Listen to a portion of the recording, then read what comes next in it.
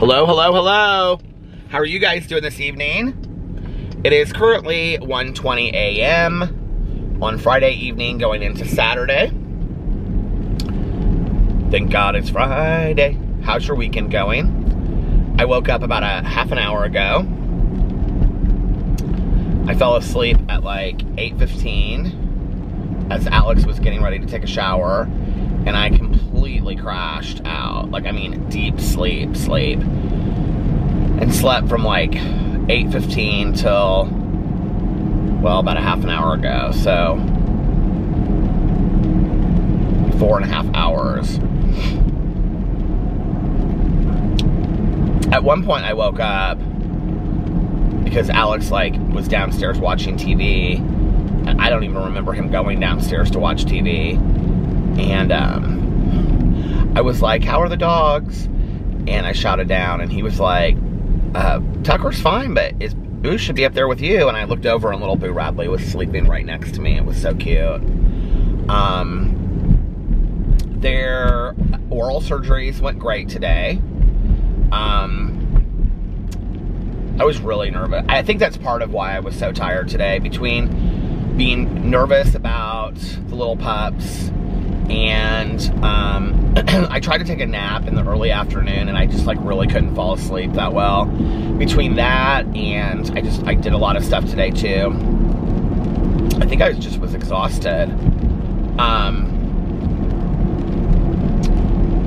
So after I got done vlogging this morning, I called so many people trying to see if somebody wanted to go to breakfast. I called my cousin Caroline, she couldn't go.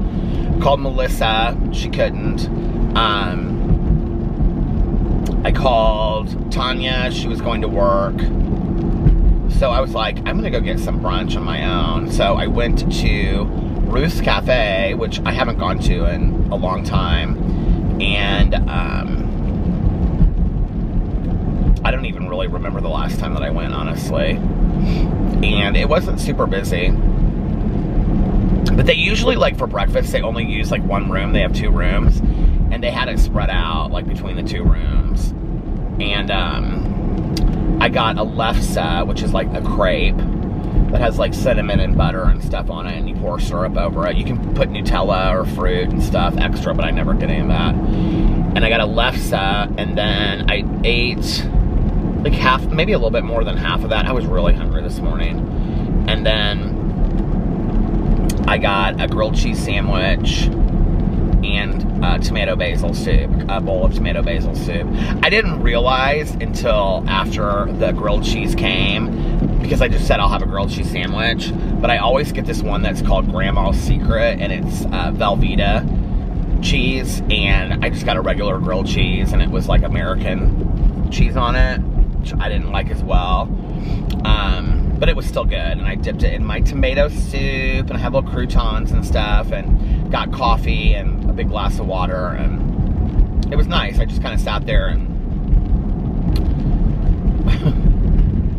listened to the conversations around me, which I could hardly hear, and oh man, read stuff on my phone. I can, like, just, you know, like, if I go out, I used to hate to go eat by myself, and after my ex and I broke up, it was something I kind of, like, taught myself.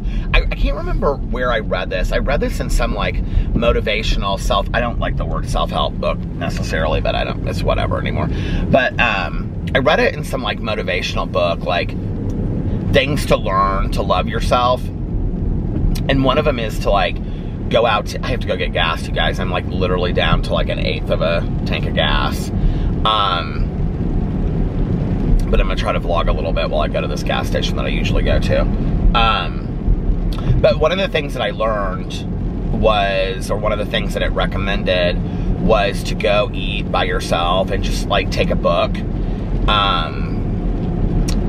and really, like, learn to enjoy your own company. And I can remember at the time that I did that, or that I read that, I started, because I can remember being like, my social anxiety is so bad, I was like, I don't think that I could ever, like, go out to eat by myself.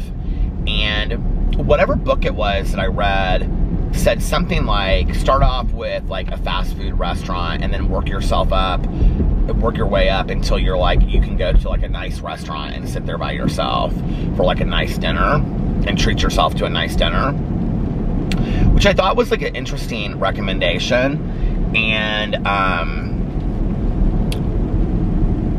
so I started doing it. I started going to, I can't remember but I started going to like lunch places, like sandwich shops, more like than like little delis and stuff than fast food restaurants. I started with like delis, and I would go in there, and a couple of times I would take a book,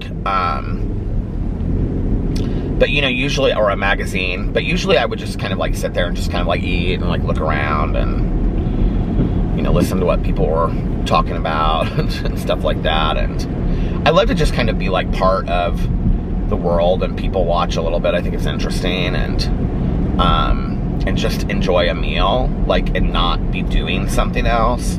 Like today, I like took some pictures and stuff and put it on my Instagram, but like other than that, I wasn't like, I got on Twitter for like 5 minutes, and then I just was kind of like, I just kind of sat there and ate my meal. It was nice.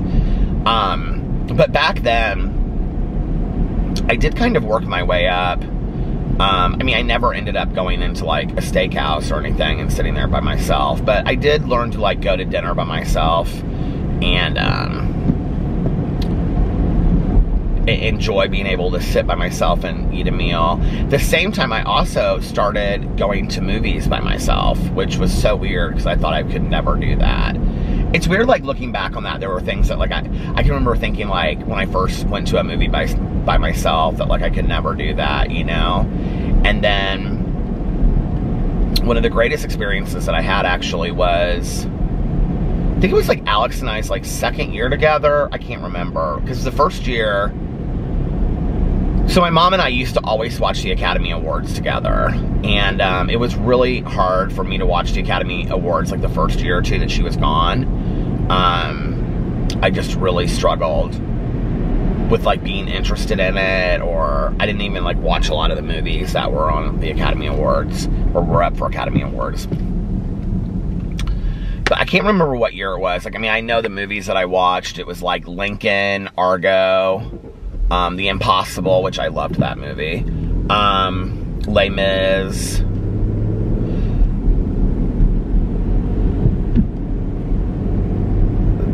Django Unchained. Tanya and I went and saw that together. What were the other movies? I went and saw, like, every movie that was up for, like, Best Picture. And then I tried to go to all of the movies that were, like, Best Actor, Best Actress. And, what else did I see that year? Alex and I actually started it. Well, I had them all written down of, like, all the movies I wanted to see. And so I just, like, didn't have anything to do on this one Friday. And Alex and I feel like it was, like, the weekend before, maybe, like the Sunday before, we went and saw, we did, like, a double feature. We went and saw Argo and Lincoln back to back. And then I went and saw, that Friday, I saw like 5 or 6 movies, like, in a row. Like, that was my job for the day. And I remember the first movie that I went and saw, I think it was Les Mis that day. I got, like, popcorn and candy and a Coke.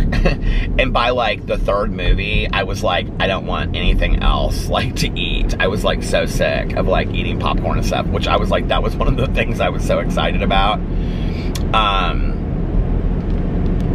But I, like, watched all the movies because I wanted to know, like, it was really fun. Like, if you're into movies, like, you should do that some year. Like, watch all the movies that are up for the Academy Awards. It was really, really fun. And I had never really done that. I mean, I had seen a lot of the movies that were up for the Academy Awards. Towards the end, my mom, because she would go to movies a lot because she was, like, over 55, and she had that AARP pass or whatever where you could go to movies free. My uncle used to go see every movie, literally every movie that came out. So it was really fun to, like, watch the Academy Awards that year and know, like, every movie that was up for an Academy Award. I think there was, like, one that I didn't watch. Anyway,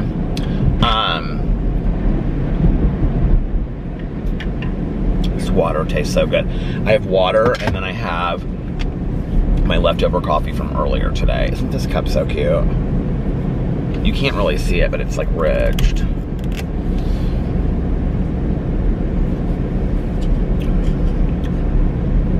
Cold though, very. But that was fun. I remember, I can see like at which theater I went to for each thing too, because The Impossible was like in this small theater. I can't remember what her name is. She's an Australian actress. I really like her. What is her name? And she played it was a true story. She was the wife and of a family that was like in, I think like Sri Lanka, I can't remember, when a tsunami hit, and they were like, the whole family was like split apart, and it was about her like trying to survive and find her family. It was a phenomenal movie. I loved it. That was probably my favorite movie of all the movies that I reviewed that year. Argo was good too. Lincoln was good, but it wasn't like my favorite. The other ones were just okay. It's always interesting to me, the movies that they pick every year. And then, you know, like after that, I kind of got like, something happened to me. I don't know what happened. It's like, I mean, like the Academy Awards were such a big deal for me and my mom when I was growing up. Like such a big deal. She made such a huge ordeal out of it. Like it just was a big deal. I mean, she would like, I can remember like when I was a kid making some like special meal and then like having snacks and stuff. But then when I got older, you know, she would say, come over, and I would come over. This was especially the last, you know, 12 years that she was alive, 13 years. She would come over, and so like, you know, if I was dating somebody, sometimes they would come over, but usually it was just me and my mom. And she would make like a special pot of coffee. She would get like some, I think it's so funny now, I look back on this, at, you know, like her getting like, she would get like these little packages of like ground coffee. You know what I'm talking about? They were like pressed together, like real hard little packages, and it would be like hazelnut. And she'd be so excited. She'd be like, I got a hazelnut coffee. Like that was like a special coffee back then, hazelnut, you know, or cookies and cream or something. She'd get some of those and put those in my Christmas stocking too, but she'd make a pot of coffee, she'd get some special kind of soda for me, and then she would get like all kinds of cheeses, like Havarti obviously was our favorite. We loved Havarti. But she'd always get something different, like blueberry cheese or something, and she'd cut it up. She's like this little wood block cheese board that she would cut it up on. And then, that's why it's kind of hard for me sometimes to get rid of a lot of my mom's stuff, because like certain things like that wood cutting board I still have, it like has like memories attached to it, you know, like she always used that for the Academy Awards. And then, you know, she would have like crackers and stuff out, and then she, you know, she would say, you have to come dressed for the Academy Awards like your favorite movie star, which I never did, but she always wore this silver sweater set that she had. I kind of wish I had kept it. And she would always put a name tag on that said Sharon Stone. And she'd say, do you think I look like Sharon Stone? And I'd say, of course, Mom, you look just like Sharon Stone. And it was funny because this week on Real Housewives of Atlanta, that was a lot to watch this week.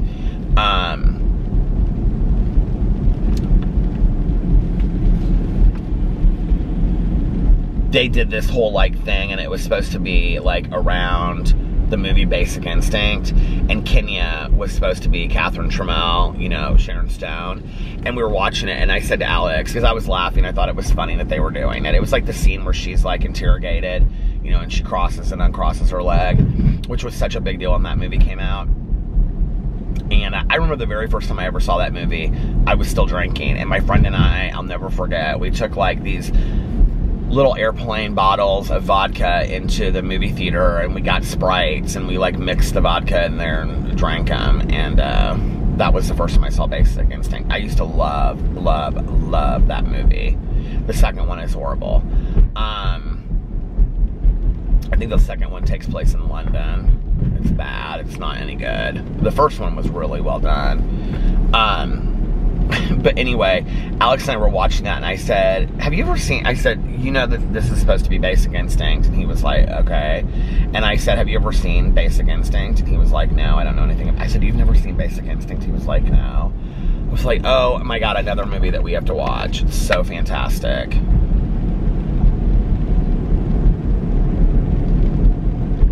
I always tell my friend Valerie, if you've seen the movie, you'll know what I'm talking about. I always tell her that she reminds me of, like, if I were Catherine Trammell. This is so funny that they showed that on that show, because she and I were just talking about this last week. I said, if I was Catherine Trammell, Sharon Stone, I said, you would be the old lady that killed her whole family. Valerie's not even that old. And she was like, what old? She doesn't remember the movie. And she's like, what old lady? I'm like, the one that says, hiya, shooter, to Michael Douglas. And she's like, what are you talking about? I'm like, well, you'll just have to watch it again. It's on Netflix. If you've never seen Basic Instinct, do yourself a favor and watch Basic Instinct this weekend, but don't watch it with the kids. It's definitely not a kid's movie at all. Like, at all. But it is such a great movie. It's a really good mystery thriller. Because it's kind of like an old school mystery thriller. The girl that plays Michael Douglas's Michael Douglas's girlfriend in the movie, I don't like that actress. She gets on my nerves. She's been in something else too.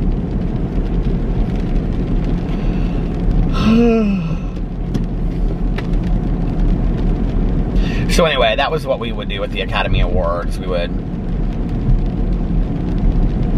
Did the Academy Awards come and go and I didn't even watch them this year? Like, when were they on? I just realized that. They're like on in like January or February. Oh my God, I didn't even... Did they not have them this year? Or when were they on? Were they on TV and I completely missed them? That is so crazy. I don't know why I didn't even realize that until right now. I'm losing my mind.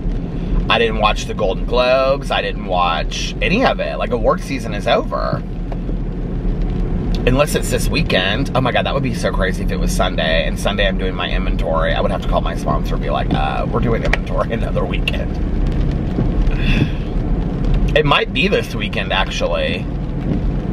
I don't feel like it's ever this late, though. This would be so weird if I just, like, out of the blue started talking about the Academy Awards and they're on this Sunday. How are they going to do them this year? You know? I do know that at some point, I, like, looked up to see what the movies were that were nominated, and I, like, didn't know any of the movies.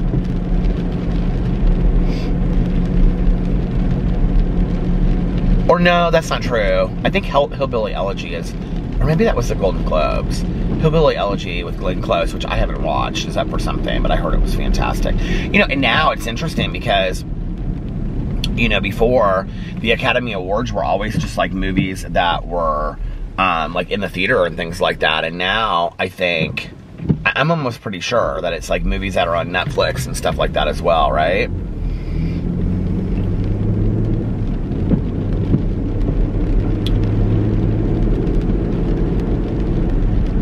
Rain outside.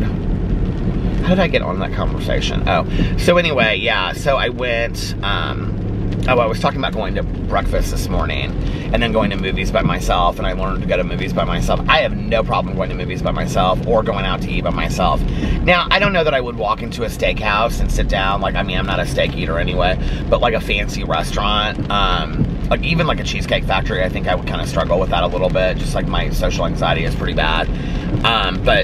Or I would just get something and bring it home, because the thing is now I almost enjoy that more, bringing something home. But if I like had to do it, I could go do it, you know what I mean?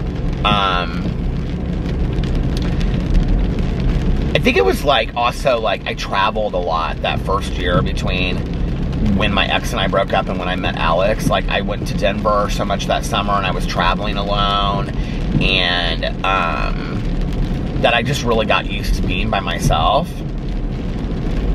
And I think that that was like an important part of my growing progress as a, you know, like human being, was really getting to learn to love myself and know myself, you know. I think it was vital to me realizing I don't necessarily need somebody. But anyway, that was the Academy Award thing. So I went to breakfast today. I had that. Then I came home. It was nice to sit there and have a breakfast. And then I came, what did I do after that? Ran some errands. Then I came home and did some stuff that I had to do around the house. And then,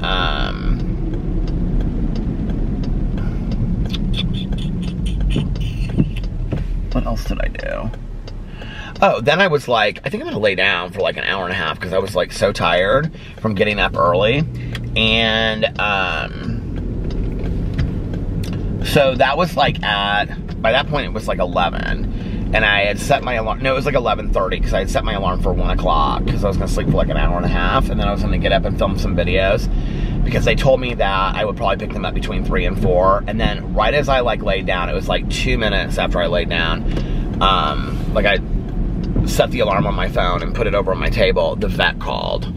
And, no. The vet texted me and said that Tucker had just come out of surgery and that everything went well. And he was in the recovery, or the recovery room, or whatever that was called. I don't know. So anyway, I was like, all right. I was very, very happy about that, because I was super, super nervous, especially about Tucker because of his heart murmur. For some reason, I wasn't as worried about Boo Radley, even though he's my little baby. But I just was really worried about Tucker. Plus, like last night when we gave Tucker his medicine that they told us to give him, like, you know, the night before, he just was so out of it, and Boo Radley wasn't. And I was like, I just was really worried, like the medicine seemed to be affecting him differently than it did Boo Radley. So anyway, then I like woke up to my phone ringing. It was right before my alarm was going to go off. It was like a couple minutes. Oh, and then when she texted me, she also texted me and said that they were going into surgery with Boo Radley.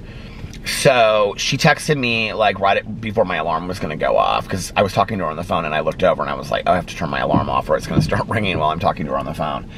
And Boo Radley's surgery went really, really well as well. And because we couldn't get his medicine this morning, he just was fighting us on it, she gave him like this pain medicine for 24 hours, like this oral pain medicine for 24 hours for an injection of it. I can't remember what it's called. It starts with a C. But anyway, she said they were both doing really, really well and that they wanted to leave them there as long as possible. So she asked me to they close at 5, and she asked me to pick them up at 4:50. And she went through like everything with me and explained everything with me. And she said that they would have the x-rays and they would go over the x-rays with me when I got there, and on and on and on, and why they did it a certain way, and yada, yada, yada. So it actually was cheaper than they had quoted us, which was nice, because she said she didn't have to be in surgery as long as she thought she was going to. She estimated like 90 minutes, and Boo, it was like a half an hour, and Tucker, it was like 45 minutes. So, or maybe Boo was like, maybe Tucker was an hour and Boo was 45 minutes. I can't remember, but she said it, she was like, their teeth were loose and they just came out, and she was like, so, but a lot of people have been asking what they can eat, afterwards. I got that in a lot of comments. Well, on my Peter Does Stuff channel, I just saw it. I was wondering the same thing, and I've asked her like 4 times. And she's like, I keep on telling you this, it's gonna be fine. She's like, dogs can eat without their teeth. She was like, I know it sounds strange, but they can. They adapt very quickly. So for now, for the next week and a half, we have to give them what she called gruel, which is like, it's kind of like the old school, you know, like, you know, when I'm like gruel that you give to something. Anyway, so it's 25% like water or chicken broth mixed with their food. And Tucker tonight ate his. Boo ate just a little bit. We were supposed to give him like a smaller amount of their food today. So Boo didn't really eat a whole lot, but Tucker ate his. So, but Alex was watching Tucker while he ate, and he said that he was fine doing it. So, I don't know, it'll be interesting. They don't look any different in their mouth, which is interesting. Like, I mean, I'm not like, we're trying not to open their mouths or play with their mouths because we know that they're sensitive. But you know, the really weird thing is, when I brought them home, like I did a video on my Peter Does Stuff channel, and they like fell completely out. They were completely asleep. But when Alex came home, they like woke up and like ran downstairs, and they've been like up. Like Boo Radley is like, acts like nothing is wrong. It's like the weirdest, like I don't even know if like, I know this is gonna sound crazy. I mean, I thought he would be kind of like out of it because of the pain medication, and I don't know if it's like, you know, too early to tell or whatever, but he seems like perfectly fine. He was pawing at his mouth, and so she wanted him to wear that cone thing for 24 hours, but he just would stand in one place with that cone thing on, and he wouldn't move. And so finally I was like, buddy, I'm gonna take this cone off of you, and if you paw at your face, we'll put it back on. But I took it off of him, and he stopped pawing at his face. So but they seemed really, really good. Yeah, they were tired at first, and little Tucker was on his like comfort blanket with his toys and stuff. It was so sweet. But he seems better now. Why did I pull in here? There was a reason why I pulled in here. I was going to look at something. Now I don't remember what I was going to look at. Did I say what I was going to look at? So anyway, that was the vet. And I feel much better now that that's done and they're home and they're healthy. And our vet is just fantastic. I just love her so much. She's like, I don't really know how to explain this. She's probably like Alex's age. And, but like, she's like the girl that, and she like specializes in some very specific areas, and she's really well known for, like in the country, not just in Indiana. But she's like the girl that like grew up always wanting to be the vet. You know what I mean? Like, she loves animals so much. And what I love about her is, like, she doesn't BS. Like, she's very direct, but at the same time, she has, like, this undying love for animals. And she's even got, like, real emotional with me, which is really nice, that she just is, like, that, you know, open with her clients, patients. But, yeah, I'm really happy that we did this, so... things are good. We're going to watch them closely for the next week and a half. And she said they should probably heal really quickly. She was like, I don't even know that it'll take a week and a half. And then after that, they can slowly start, you can put them, like, they assumed that this vet tech that I was talking to today, she was like, you just have to soak their hard food in water, and then after like 2 weeks, they can go back to like eating hard food again. And I was like, well, they eat wet food anyway. And she was like, oh, then it'll be totally fine. Don't worry about it. And I was like, well, what about treats? And so I gave it as an example, because like their hardest treat that they eat now are Beggin' strips. And I said, what about Beggin' strips? And she was like, well, for the next 2 weeks, I would probably give them softer treats. And she was like, but after 2 weeks, she was like, they should probably be fine with that. And I like asked our vet over and over and over. I was like, how do they eat food like with no teeth? And she was like, I know it sounds crazy, but they're totally fine. Like, I was like, really? She was like, yeah. She was like, I know it sounds crazy, but she was like, they do okay. I was like, okay. I mean, I trust you, you know, but I thought that that was funny. I don't know. And she said to me, she said, well, when we were first discussing it, she said the reality is, she was like, they aren't really using their teeth now anyway. She was like, I know that. She was like, you're assuming that they are because they have some teeth in their mouth. She was like, but their teeth are so bad that they're not using their teeth. She was like, they're eating around it. And she was like, animals are pretty, you know, like adaptive. They adapt like that. So anyway, that's done. And, yeah, and I think we'll just watch them closely over the next. You could have Boo Radley. The only thing that was kind of a little weird was when he came home, like I put the water down and he went to go drink it, and then like it just, I think it was maybe a little too cold for him, for his mouth or something like that. But other than that, they seem fine. Tucker slept next to Alex all night long. It was so cute. You know, like when we first got them, Like, I'm such a big believer in imprinting. Like, when we first got them, I will never forget, like, standing there and, it stopped. Anyway, I can remember we went to go get them, and we didn't intend to get 2 dogs. We intended only to get 1 dog. And they were the last 2 litter mates. And, so we looked down, and Alex was like, isn't he so cute? And he was talking about Tucker, who was really cute. But he was like, isn't he so cute? And I was like, oh my God, he is so cute. And we both reached down, and Alex picked up Tucker, and I picked up Boo Radley. And it's so weird because, like, ever since then, like, well, both dogs just love on us completely. I mean, it's not like Tucker doesn't pay me any attention. I mean, Tucker pays me a lot of attention. Sometimes it's weird. Sometimes it's the opposite of this. But you can really tell, like,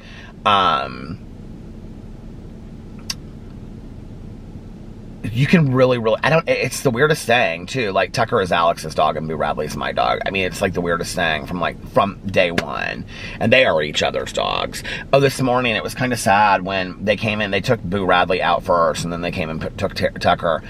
And, like, they're always together. They're never apart. And I was holding Tucker, and, like, petting his back. And when they took Boo Radley out of the room, he was like, where's he going? It was so cute, but kind of sad at the same time.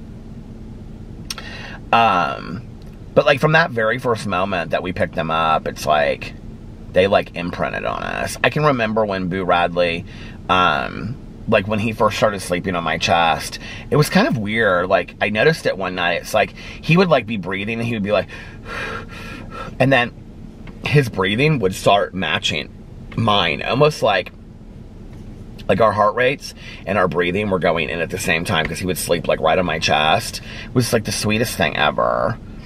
I just love those little guys so much. So much. I made Tucker's little bed for him with his little comfort blanket and all of his little toys.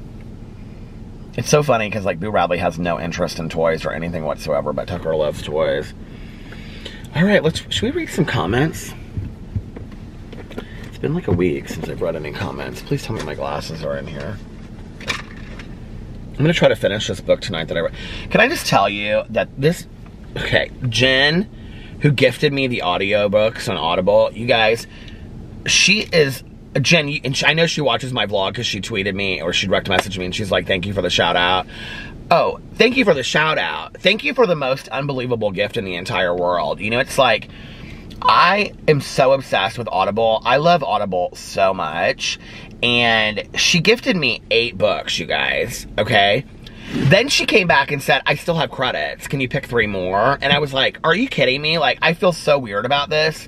And she was like, they're just going to go to waste. Please use them. And, I struggle kind of, like, accepting gifts sometimes anyway, you know, like, even just from people in my own life that I know, like, my friends. And, you know, like, my mom used to say to me, like, a simple thank you is all that is necessary. Just be gracious when somebody is nice enough to give you a gift. And so I just was like, okay, fine. Like, she wants to give me these Audible credits. I'm going to accept it because this is, like, one of the nicest gifts in the entire world. And Jen, I just want to say again, thank you so much. Like, this was absolutely incredible. Like, it has been so fun going through Audible and, like, and I've really, like, picked out books that, like, I've wanted to read, but I haven't, like, because, you know, I read a lot of cozy mysteries and stuff like that.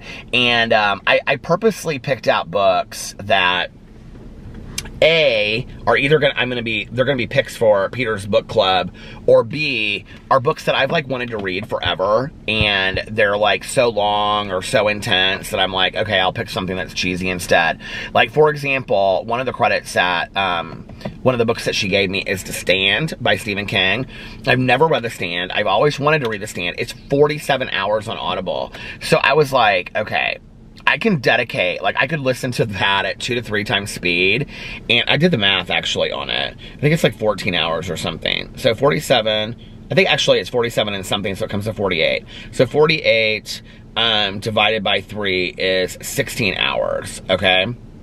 Oh, wait. 48 times 60 equals, okay, divided by 3. Okay, it comes to 16 hours. So I was... Duh.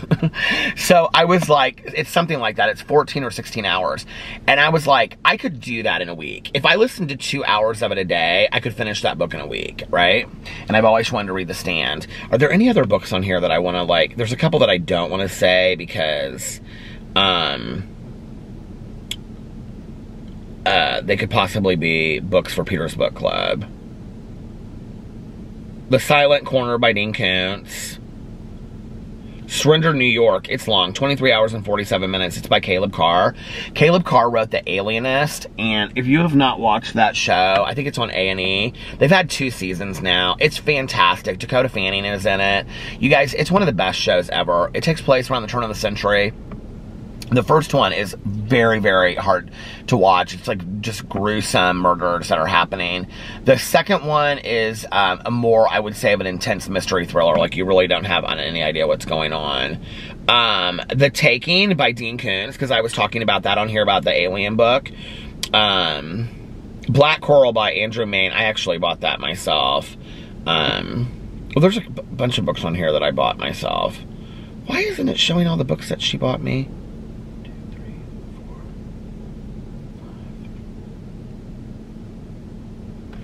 What is going on?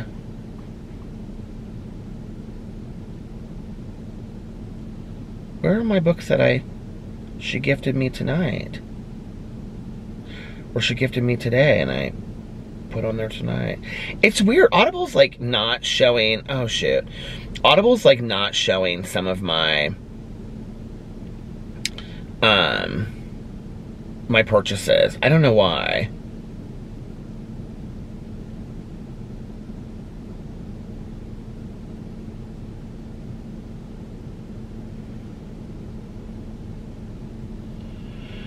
Let's look up The Stand, because that was one of them, and it should be on here, and it's not, and I don't know why.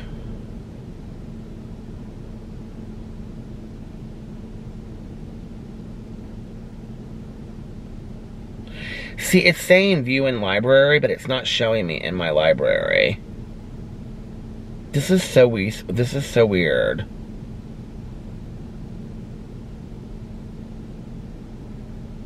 It's been doing that lately, and I'm going to have to take a screenshot when I get home of...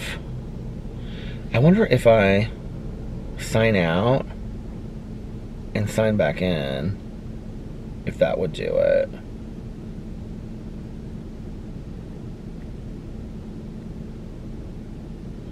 I have 591 titles in my Audible.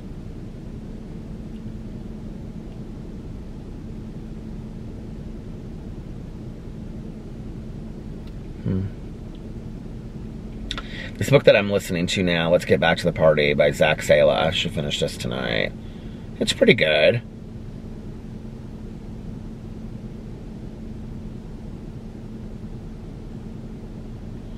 What is this? Island Nation by Peter Heller.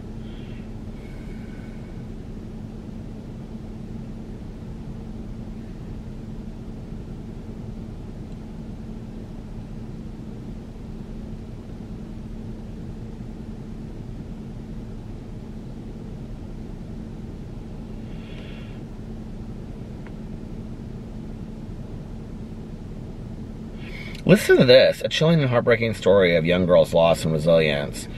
In this riveting tale of looming apocalypse, Pup is living off the grid for the summer with her parents on an island off the coast of Maine when all 3 of them face the hardest decision of their lives. Across the water, one night they can see homes burning and hear gunfire. Pup and her parents, with their goat and chickens and garden and their dog, Opie, have no contact with the mainland except for boat runs into town. When their friends, 2 women biologists living on a tiny island 2 miles away, bring them news of the civil unrest up and down the coast and talk of secession, Pup's father agrees to go into town with the women in their boat to check on things. It's a fateful decision that will force Pup to make choices she could never have imagined and that will alter the world of everyone. It's only an hour and 23 minutes. That's interesting. Release date. I'm going to download it. Oh, I guess you can't. You just have to listen to it on there. I don't know why it's not, like, it's not showing this one,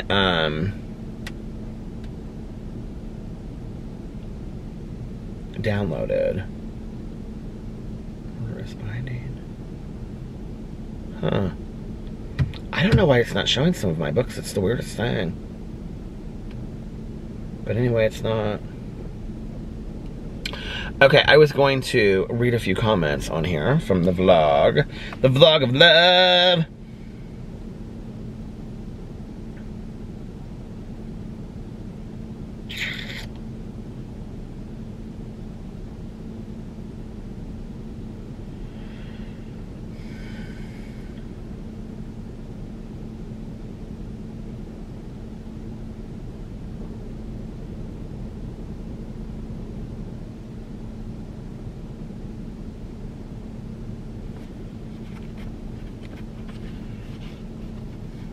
Chris said, courtship is magical. I agree. Private privacy, blue hearts. Mama Deb said, okay, Peter, Monday, March 1st is my 55th birthday. Oh, please, all I want for my birthday is a shout out. You guys, I do my best. I screenshot them, but sometimes they get lost in my screenshots. But Deb, happy birthday to you. Happy birthday to you. Happy birthday, dear Mama Deb Beauty. Happy birthday to you. And I'm going to try to remember my drama channel. Okay. Aaron said, hey Pete, the gentleman you were referring to on the Walking Dead is called Egan. Thank you. Yeah, that's what I wanted to know. I wanted to know what season that is.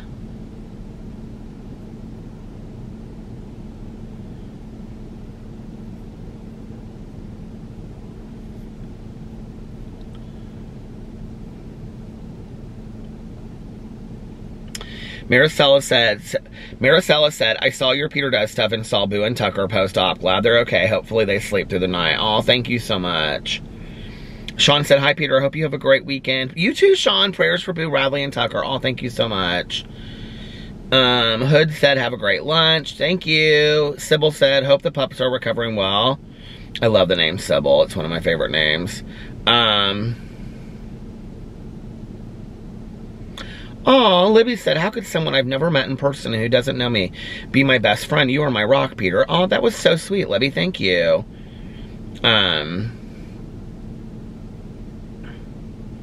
Amy said, Boo and Tucker are adorable for babies and for their recovery. Oh, she put blue heart and prayer for their recovery. It probably brings them comfort that they went through this procedure. She did like emojis. It probably brings them comfort that they went through this procedure recovery together. I think that is so cute that they're... Aw, thank you. Angela said, hi, Peter. Love you, handsome. Prayers for your babies. Oh, thank you so much. Everybody is so kind. You guys are so nice. Sarah said, sending positive vibes for Boo and Tucker for a speedy recovery. Everything will just be fine. Have a great weekend. You too. Oh, there's Karen with the blue hearts. Hey, Karen. There's Tammy. Hey, Tammy.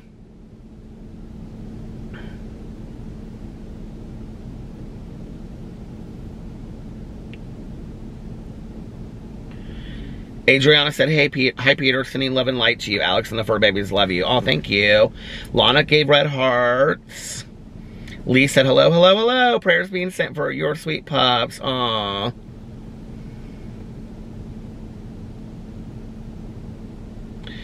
Impassioned said, LOL, this video uploaded 1 minute after I took my pizza out of the oven and settled down to watch something. I love that. Thank you.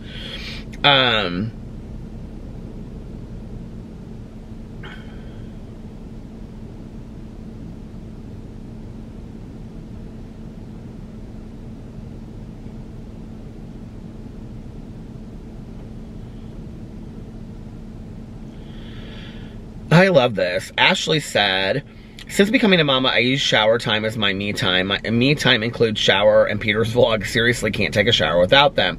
If ever my phone is dead or iPad is dead, I panic and don't even want to take a shower without the whole package deal. Oh, that is so nice.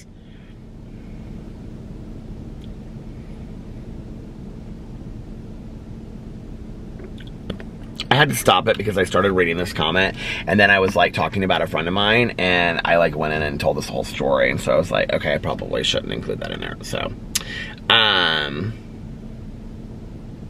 my god, this is like a long, this is like from year 1, and somebody said, here's your gold star, Peter, for getting things done today, A+. This is from like, this is when I actually put titles on the thumbnails. Do you remember that? That was so long ago. Who is driving around my car? This is making me kind of nervous.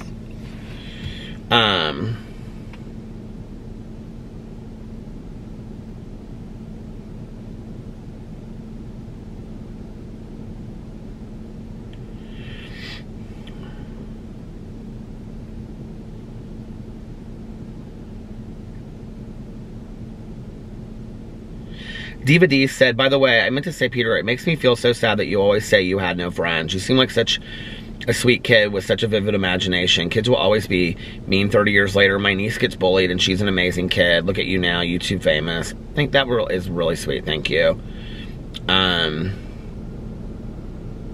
Oh my God, who is this? HM Shack is going back. Day 41. Oh, this is from my first year, and they said, congratulations on winning $200 at the casino. Love Boo Radley telling the truth to the world. This is so funny. They're going back and they're watching like all of my vlogs. I did a 4-minute vlog. They said, wow, this is a super short vlog, under 4 minutes. Still glad to watch. Happy birthday, Tanya. Aww.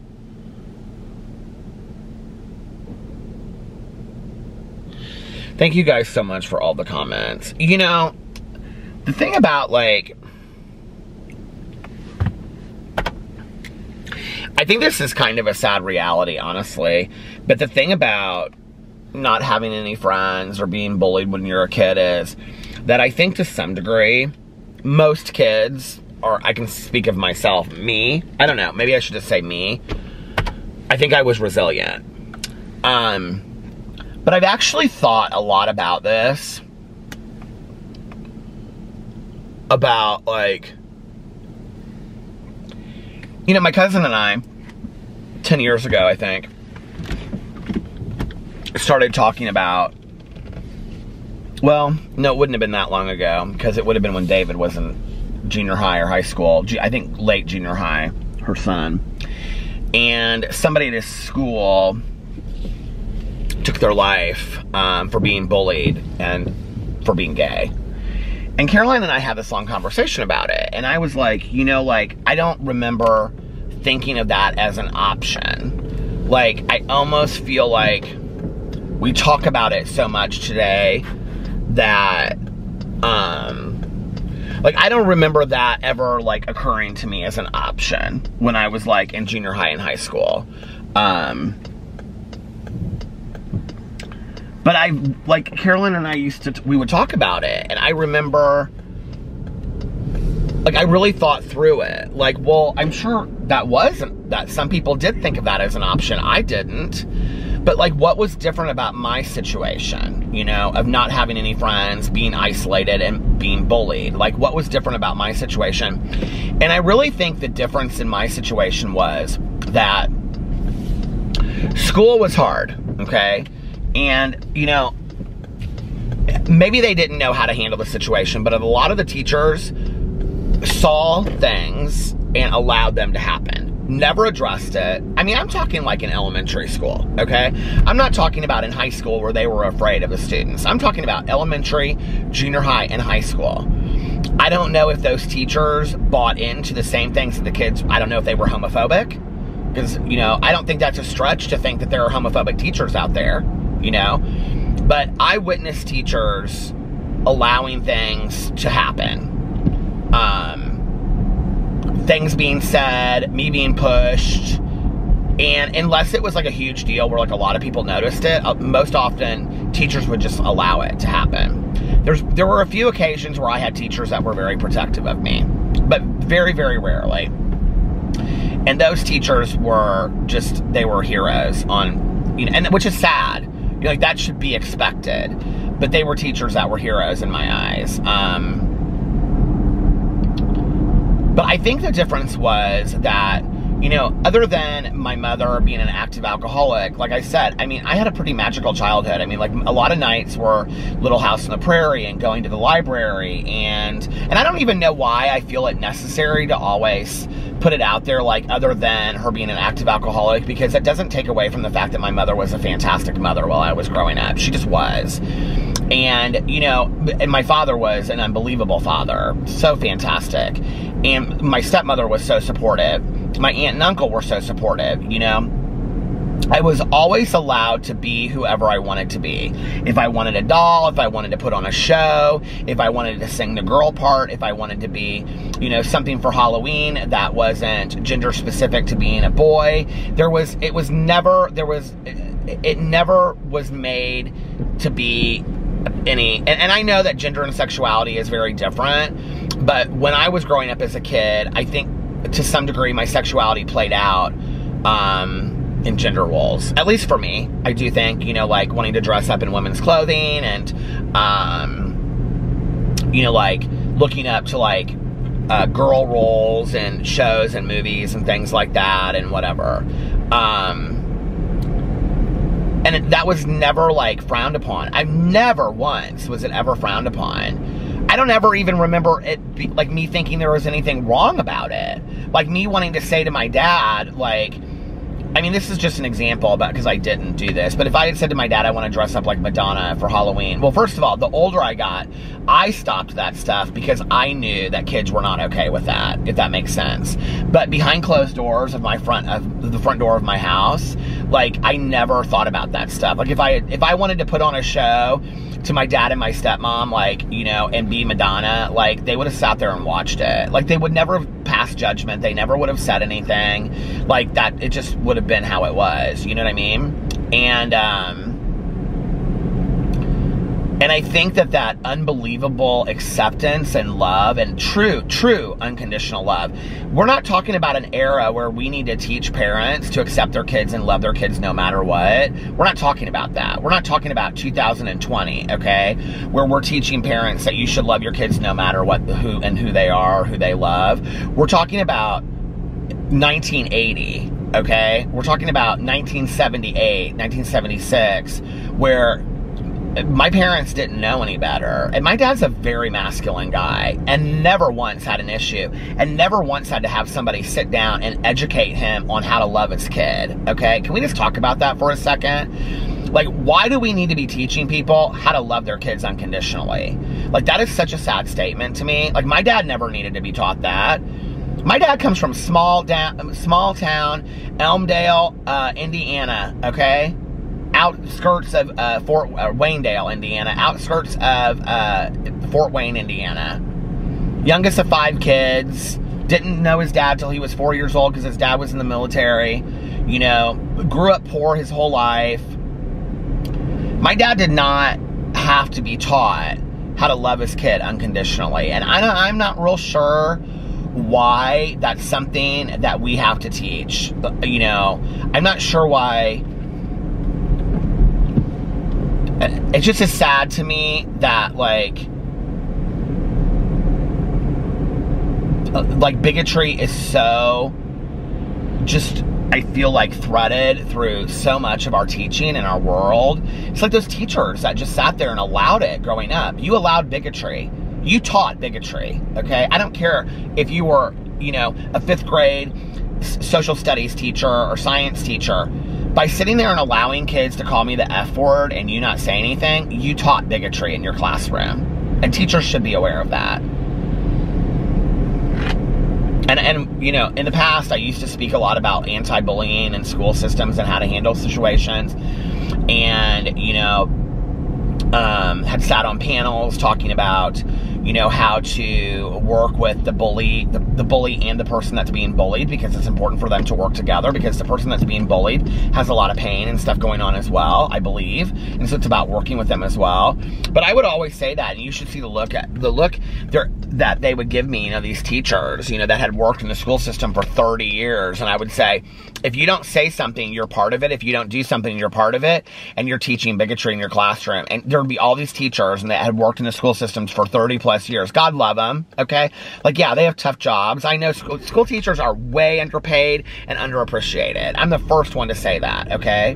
But then I'd look out there at that audience and I'd see that one, like, 22-year-old girl that just started working in the field, or, you know, just got her first year teaching, right? And I'd be sitting there and I'd be saying, you know, like, if you don't say something or do something, you're part of the problem and you're teaching bigotry. And they would be, like, nodding their heads. And I'm like, why is it she gets it and all of you that have been working in the school system for 30 years haven't gotten it? I mean, that never made sense to me.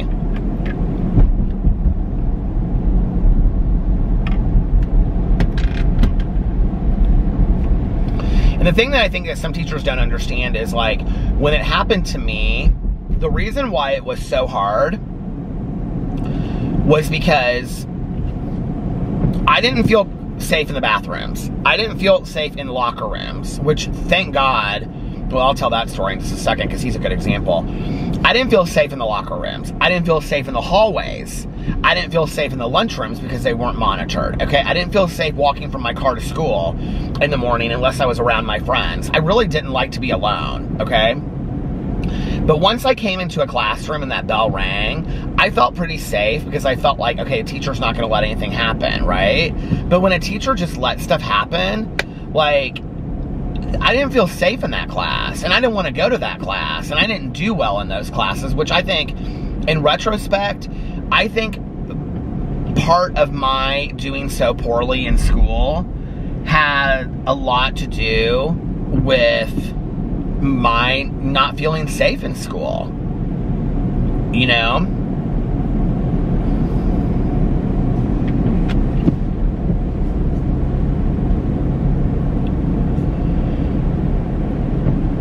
You know, my parents really argued about putting me in a private school. My mom really, really wanted me to go to Park Tudor here in Indianapolis. And it's like a gated school and all this kind of stuff. And my dad was like, absolutely not. We both went to private or public schools. Peter doesn't need to go to a public school. And I think that's true as far as academically. I went to a great school system. I mean, academically there, I could have gotten everything that I needed to get, you know, and whatever. But I think the one thing is that, and I think my opinion has changed about this over time. Had I gone to a private school, I don't think the stuff that I went through, I don't think as much of it would have been allowed. I really don't. I think, first of all, I think athletics would have continued to be pushed. I basically quit athletics because I didn't fit in. I think athletics would have continued to be pushed, so I would have been part of something. And I was an athletic kid. I think I would have been encouraged to be in other groups. Because, you know, extracurriculars are really important in private schools sometimes. I think that the school would have had more money to deal with counseling and things like that, and I just don't think that what happened to me would have been allowed. Do I think it would have still happened? Yeah, I absolutely still think that it would have happened. I think I would have still been bullied and isolated, but I just think it would have been addressed. I think my parents would have been brought in. I think my dad would have like, if he had been more aware of what was going on, my dad would have nipped it in the butt, like, immediately. Like, if he had to be there every day at school, my dad would have. And which would have not necessarily made it any better for me, but I think, like,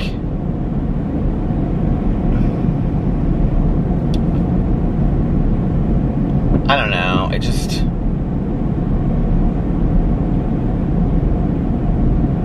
you know, this is on my inventory this week. It's interesting because I haven't really realized until recently, and when I say recently, I really mean like the last 3 months, that I really think that I have been more greatly affected by being bullied and isolated. And I say that bullied and isolated now because I think the isolation part is a really huge part of it. Of being lonely and not having anybody, no friends, no peers or anything during that time. I think it's had a bigger impact on me than I ever realized. And I mean, I would talk about being bullied. Hell, I've talked about it since day one on YouTube. But I don't really think I really accepted and realized how much it really impacted me or affected who I've been in this world. And I've just started to be willing to be kind of open to that. And I remember when I was in counseling and my counselor looked at me and he said, do you think it's possible you ever suffered some PTSD as a result of your bullying? And I was like, possibly. And he was like, I mean, you never knew where it was coming from next, right? And he was like, I think that continues to play out in your life today. It's like, you know, and he was like, I think that you've suffered some serious PTSD as a result of 12 years of, he goes, you suffered bullying and well, he didn't say isolation, but bullying for 12 years. He was like, don't you think it's possible that that's considered a traumatic experience of which you suffered PTSD? And I'm not real big into labeling, but I do think it's important when you're trying to improve your mental health that you understand what you're dealing with. And so I was like, yeah, he was the first person to ever really acknowledge the seriousness of it. You know, people would say things like, I mean, a lot of times when I share with people that I was bullied growing up, they'll say I was bullied too. And I'm like, okay, and I don't want to take their story away from them. You know, it's interesting because I have a very, very dear friend of mine, my friend Brittany, that we visited in Florida. She was literally bullied out of her high school for being so thin, you know, and then she ended up going on and, you know, becoming Miss Indiana USA and modeling for Wilhelmina and all this kind of stuff. And she's super successful today. you know, she's the director of Miss Indiana USA. She's the director of Miss, you know, Ireland. But, like, I can remember the first time she and I both shared our stories with each other, and it was like, she and I went through literally the exact same identical thing for different reasons. You know, and it's so cruel when we look at people and we look at, you know, and you know, the thing that breaks my heart is that bullying doesn't just stop, like, the day you graduate from high school. I mean, I have had friends of mine that have siblings, and they are absolutely bullied by their siblings, you know, or their mother or father. And, work environments, friend groups, I think, you know, friend groups when you're an adult. I think it's horrific. I think that's why I feel so happy today that even though I don't have tons and tons of friends, I feel unbelievably loved by the friends that I have in my life today and accepted. And we're all kind of a little different, you know? We all kind of don't, on some level, fit the norm. And that's okay. I don't know, I think the thing that I would teach any parent today is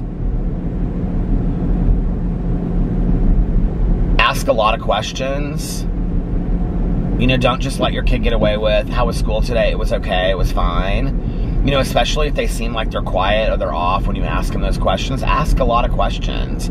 Get involved. You know, be at that school. Ask your teachers what's going on. Be at every PTA meeting. Be involved. My dad, and my mom too, I mean, my parents were involved. So, I mean, even as involved as they were, I mean, like, that tells you that, like, there was no teacher sitting there telling them Peter's being bullied in class. Like, isn't that that's a problem, don't you think?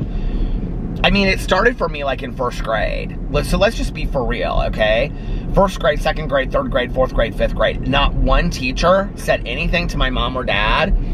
You know, parent conferences, PTA meetings, you know, report cards, nothing. Not one teacher ever said anything to my parents. I mean, when I finally talked to my dad about it, my dad was like, I never once had any idea. He was like, I assumed. He was like, you know, I knew that you were effeminate. He was like, so I assumed kids were probably not nice about it, but you never said anything, and no teachers ever brought it to us. 6th, 7th, 8th, 9th grade, not one teacher, not one, nothing. 10th, 11th, 12th, the tune changes. Then the dean of the school at the time and the counselors started saying that I was bringing it on myself.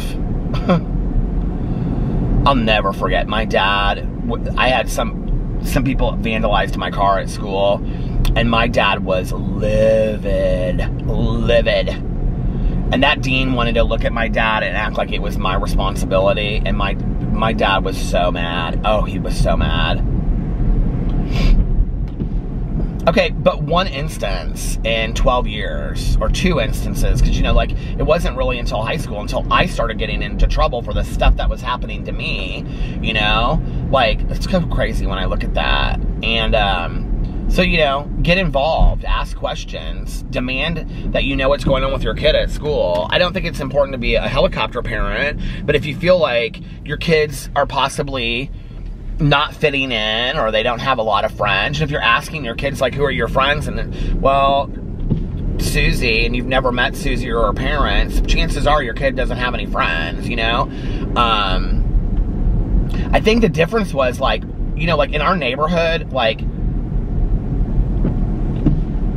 first of all, we were all different ages, and also, like, on our street, kids went to like 5 different schools, because kids did go to private schools. We had kids at Catholic schools. We had kids at Orchard Country Day School, which is like this private school here, elementary school. We had kids that were, you know, Montessori. We had kids in the public schools. So it was like all the kids were going to different schools.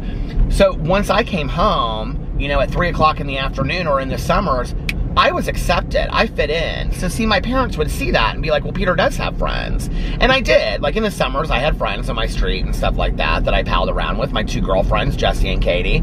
But that was probably for 5 years or 4 years of my life. After that, no, I didn't, you know? And I had one friend, and then his family moved to Arizona. And, I was very, very lonely until I got into high school, and then I had my girlfriends. But even then, it was like a group of girls and me. Like, you know, I can remember, like, you know, they'd all go to the bathroom or whatever, and I wasn't part of that. So I think, like, I did want to say this earlier, you know, like, I had this gym teacher my sophomore year in high school. We had to take gym. I don't know if everybody we had to take gym to graduate from high school. And the first, like, you know, it split into, like, each semester is split into 3 parts or whatever. So the first part of the first 3 was swimming that we had to do. And you had to take swimming to graduate. And so I took swimming. And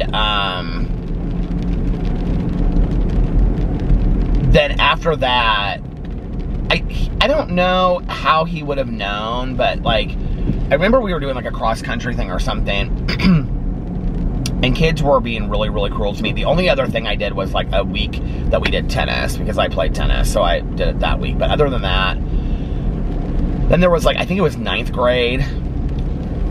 It must have been in the 9th grade when I caught the softball, and for 2 seconds, everybody thought I was cool. Because I think by then, I was like, maybe it was just the second semester he let me do this, I don't remember, but my gym teacher was this guy named Bo Belden, and he was the football coach for Carmel. And he looked every bit of, like, Dazed and Confused football coach with those shorts on, you know, the spandex shorts and everything, and perfect blonde hair parted, and he was probably about 55. And his kids had gone to our school. They were older than me, and they were blonde and perfect. His whole family was blonde and perfect, and he had taken our high school to, like, 15 state championships and won every single one of them. And this guy was so macho and so tough. And you know what? He was the one teacher that I remember in 12 years that never let anybody say SHI to me. Not one thing. And he made me his assistant. I'll never forget. He handed me this clipboard thing, and he was like, "You're going to check everybody in." He goes, "You're going to be my assistant from now on. You don't need to dress out. You don't need to change in the dressing room or the whatever you call it." He was like, "You're going to be my assistant." And, like, it was this unspoken thing that it was the weirdest thing. Like, I can remember him, like, just, like, handing me that, and he just was, like, so gracious about it. And every day, like, I mean, it wasn't like he'd be like, "Peter," he'd be like, "Come over here. You're going to sit next to me while we're, you know, taking, like, basketball scores and stuff like that." Or, you know, we would walk around the weight room, and I was always with him. Like, I mean, it wasn't like, you know, sometimes I would just sit there, but often it was like I would help him, like, you know, take scores and stuff like that. Oh, the battery's going to die. But anyway, the thing I would say, so, you know, it just teaches you can do the right thing. You can, you know,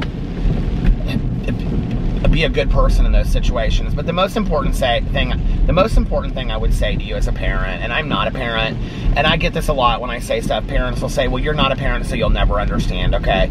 Well, I'll tell you the one thing that my parents did for me that made all the difference in the world. And if you can do anything for your kid, this is the thing that I would recommend the most. Make sure you love your kid with all your heart. Make sure you love your kid unconditionally beyond anything. Okay? That no matter what, you love your kid unconditionally. And that doesn't mean that you accept horrible things that they do as they get older, but that means that you love your kid unconditionally as they're growing up, and, you know, and I feel so blessed. And I think that had it not been that way, and I didn't know that my parents loved me unconditionally, I think that my circumstances could have been much different. But I always knew that when I came home, you know, I knew my parents and my family loved me, you know. I knew my aunt and uncle loved me, and, you know, and Caroline, and friends of my families like Susie, and, you know, and my mom's other good friends, like, my dad's good friends, I knew that I was loved, you know, and unconditionally, no matter what.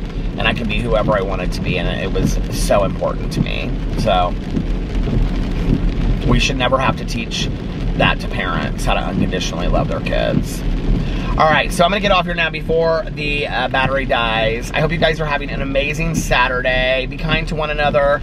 Practice, like I also always say, practice random acts of kindness, but don't tell anyone. Like I also always say, don't tell anyone. Most importantly, make sure that you reach out to somebody and let them know how much they mean to you today. And let's put some love, compassion, kindness, forgiveness, understanding, tolerance, and hope and grace out there in the world. But most importantly, let's put out love. And I love you guys so much. And if nobody else has told you this today, I love you. I love you guys so much, and I'll see you tomorrow. Bye. Love ya.